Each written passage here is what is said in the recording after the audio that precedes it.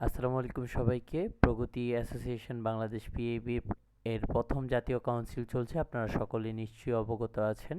আপনারা যারা অনলাইনে ভোট দিতে চাচ্ছেন তাদের জন্য আর কি আজকের এই টিউটোরিয়াল ভিডিওটা।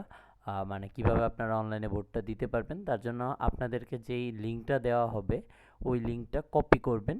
কপি করে গুগল ক্রোম ব্রাউজারে, সেটা ফোন দিয়ে হোক বা হচ্ছে কম্পিউটার দিয়ে বা ল্যাপটপ দিয়ে, যেভাবেই হোক আপনারা এই ব্রাউজারে এসে সেই লিঙ্কটা হচ্ছে পেস্ট করবেন। তারপর লিঙ্কটা পেস্ট করার পরে আপনারা এই লিঙ্কটায় চলে যাবেন। তারপর আপনাদের সামনে এরকম ইন্টারফেস আসবে। সেখানে আপনারা প্রথমে গিয়ে আপনি যে ইমেলটা দিয়ে ভোট দিচ্ছেন সেই ইমেলটা সিলেক্ট করে নিতে পারেন, যদি আপনার পিএবির জন্য কোনো স্পেশাল ইমেল থাকে।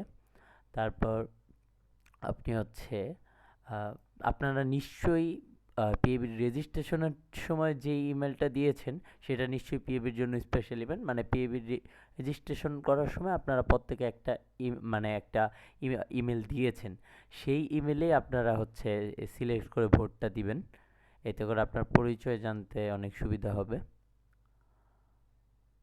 এরপর আপনারা এই জায়গা থেকে তারিখ, সময়, যোগাযোগের নাম্বার দেখাচ্ছে, কোনো কিছু বুঝতে অসুবিধা হলে সেটা, ব্যালটের নমুনা পত্রটা দেখাই যাচ্ছে এখানে। এখানে আপনার ব্যালটটা একটু দেখে নিতে পারেন। তারপর আপনার নাম দিবেন, এখানে আপনার নাম, তারপরে এই ভোটার নং, নিচ থেকে আপনার যেই, যেমন আমার ভোটার নং হচ্ছে 001, আমি 001 দিয়ে দিব। এরকমভাবে আপনি আপনার ভোটার নং চেক করে ভোটার নংটা দিবেন, আর আপনার এই জায়গায় নামটা বাংলায় লিখে দিবেন, যেভাবে হচ্ছে ভোটার তালিকায় নিচে দেওয়া আছে, এভাবে হচ্ছে নামটা লিখে দিবেন।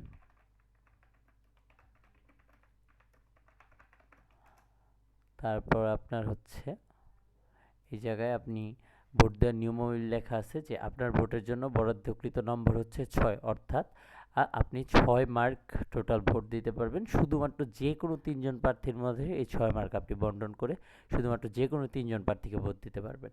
এখন আপনার যাকে সভাপতি হিসেবে পছন্দ তাকে আপনি 3 নাম্বার দিবেন, যাকে সাধারণ সম্পাদক হিসেবে পছন্দ তাকে 2 নাম্বার দিবেন, যাকে সাংগঠনিক সম্পাদক হিসেবে পছন্দ তাকে 1 নম্বর প্রদান করবেন।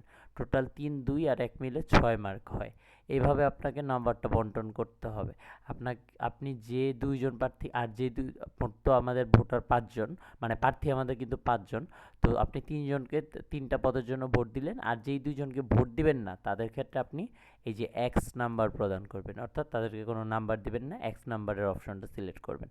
আপনি 3জন প্রার্থীকেই আপনাকে ভোট দিতে হবে, 3জন প্রার্থীর কম প্রার্থীকেও ভোট দিতে পারবেন না, 3জন প্রার্থীর বেশি প্রার্থীকেও ভোট দিতে পারবেন না। সেটা হলে আপনার ভোট হচ্ছে বাতিল বলে গণ্য হবে। এই নিয়মটা অবশ্যই অনুসরণ করে আপনাদেরকে ভোট দিতে হবে। আপনি ধরেন হচ্ছে ওনাকে যে ব্যালট নং 1 জিজান মোল্লা, ধরেন ওনাকে আপনি এই সাংগঠনিক সম্পাদক হিসেবে চান তাহলে 1 দিবেন, আপনি সাধারণ সম্পাদক হিসেবে চান তাহলে 2 দিবেন, আপনি সভাপতি হিসেবে চান তাহলে 3 দিবেন। আর যদি আপনি তাকে কোনো পোস্টে না চান বা নাম ভোট দিতে না চান তাহলে আপনি এই যে এক সিলেক্ট করবেন। এরকম সবার ক্ষেত্রে, যে ব্যালট নং 2 সারোয়ার হোসেন, ব্যালট নং 3 মোহাম্মদ সজীব মিয়া, ব্যালট নং 4 রাফি আহমদ উৎস, ব্যালট নং 5 মোহাম্মদ অনয় ভূঁইয়া, এরকমভাবে আপনি 5 জনের ক্ষেত্রে সিলেক্ট করবেন, যে কোনো 3জনকে ভোট দিবেন।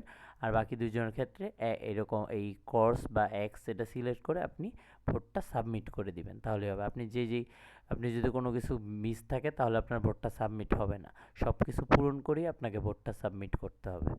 ধন্যবাদ সবাইকে।